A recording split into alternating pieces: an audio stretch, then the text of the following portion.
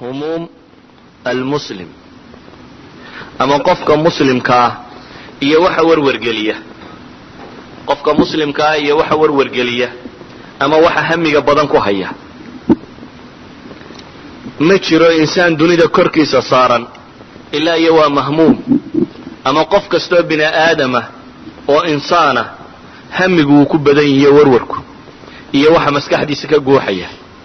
laakiin waxa kala gedisan himada qofku intay laagtay iyo waxaan warwargelinayaa waxuu yahay ama waxa uu leegyahay walidalik buu nabigu calayhi salaatu wasalaam xadiidka abi daawud iyo nasaa-i iyo bukhaari fi ladab almufrad uu ku warinayo albanina saxiixadiisa 1040 uu ku soo saarayo iyo erwaagaba xadiidkaasi saxiixa wuxuu nabigu ku tilmaamaya calayhi salaatu wasalaam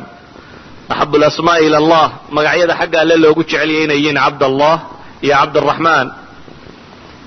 faqradayna xadiidka inagu uga dan leewanay waa inta tan wa asdaquhaa xaarisun wahammaan buu nabigu yidhi calayhi salaatu wasalaam magac waxa ugu run badan magac laysu bixiyo ama dad bini aadam magac loo bixiyo waxa ugu run badan buu nabigu yidhi xaarisku waa shaqeeye kii wax qodaye caamilka ahaa iyo hammaan buu nabigu yidhi calayhi salaatu wasalaam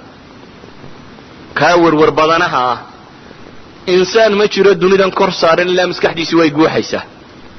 maskaxda bini aadamka waxaa laga yaabaa inta ugu yara ugu firaaqa yartay markay hurudaa inay tay haddaan markaana axlaam iyo riya iyo wax kale ka guuxaynin haddaad kelitoo meel marayso intaa maskaxdaadu war bay haysaa nin soomaaliyeed baa la yidhi baa markuu soconayo wuu isla hadli jiray baa la yidhi meelaha markuu marayuu sheekayn jiray markaasaa la yidhi waryaa aw ciise horta maxaad iskula hadashaa markaad dhulkaa marayso dadkuba wuu isla wada hadlaa buu yidhi anigu waan ismaqashiiyaa yacni wuxuu tilmaamay in bini aadamku qofku keli hadduu iyo u soconayaba qof kastoo bini aadamiba inuu isla hadlayo laakiin buu leeyahy aniga waxa ii gaarkii waxa weeyaan waan ismaqashiiyaa buu yidhi idan alinsaanu hamaam qofka bini aadamkii ilowba ilow waa kii fakeraya ee hamigu uu ku jiro laakiin waxa isweydiinta le muxuu insaanku ka fakerayaa waa maxay waxaan wareeriyey dadka badh ayaa hamigiisu wuxuu ku kooban yahay adduun siduu u heli lahaa habeen iyo maalinba wuxuu ka warwarayaa keli hadduu yahay wuxuu ka fakerayaa suuqa hadduu joogo wuxuu ka fakerayaa dad hadduu la kulmayo wuxuu ka fakerayaa waa siduu maal badan u kasbi lahaa caqligiisoo dhan hamiga ku jira waxa weeyaan maal badan siduu u kasbi lahaa iyo duruqdii siduu u tanwiicin lahaa waddooyin kala jaada hadduu waddadii hore waxoogaa ku helay siduu baabab kalena u furi lahaa uu hanti badan u helo dadka badh baa hamigiisu wuxuu ku kooban yahay islaan iyo 4 carruuroo ay dhashay siduu arsaaq ugu raadin lahaa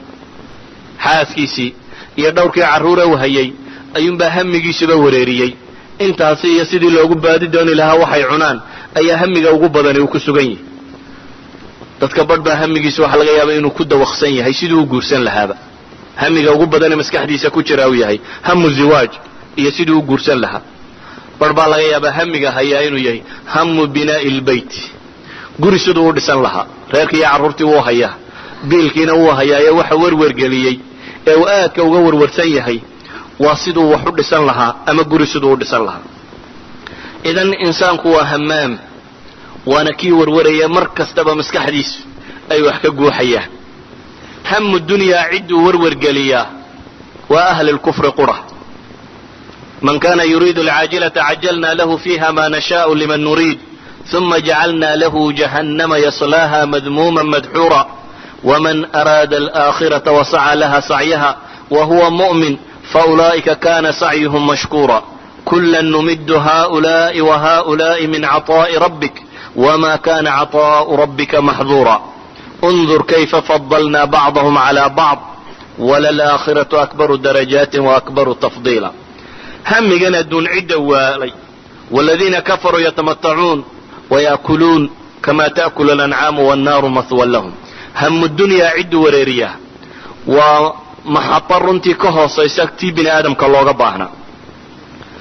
walidalik buu nabigu calayhi salaatu wasalaam wuxuu ku tilmaamayay waxaa hoogay xadiidkaa wada garanaysaan tacisa cabdudirhami wadinaar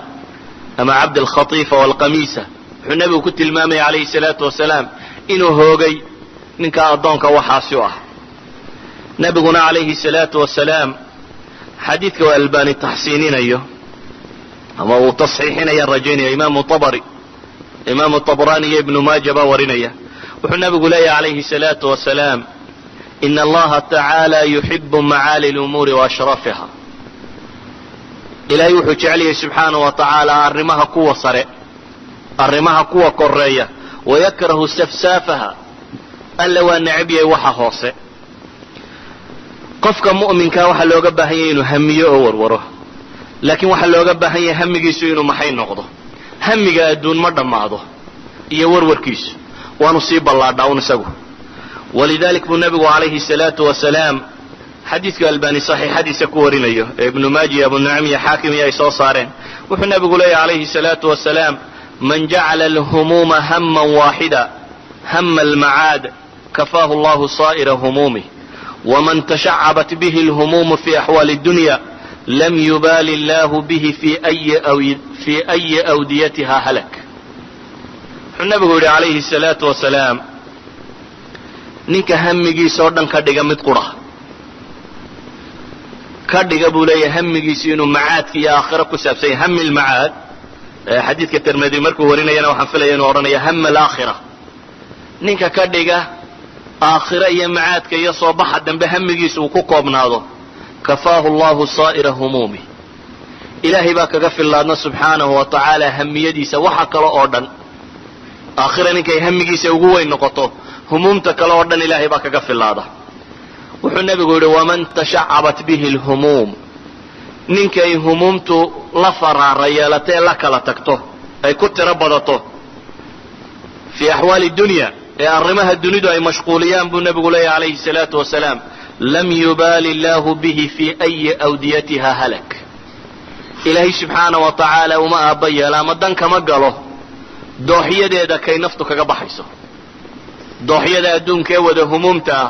kay naftu kaga baxaysa cidi dan kama laha baa alla leeyahy subxaana wa tacaala riwaayadda tirmidiya xadiidka waxay tilmaamaysaa iyana man kanat alaakhiratu hammah jacala allahu ghinaahu fii qalbih wajamaca lahu shamlah waatathu اdunya wahiya raagimah waman kanat اdunya hammah jacala allahu faqrahu bayna caynay wafaraqa calayhi shamlah walam ya'tihi min addunya ila ma qudira lah axaadiistaasi nebigu salawaatu ullahi wasalaamu calayh waxay tilmaamaysaa qofka muslimkaa iyo hamiga looga baahan yahay waxa uu yahay maxaa laga rabaa qofka mu'minkii inuu ku warwaro warwarkiisu se muxuu noqonayaa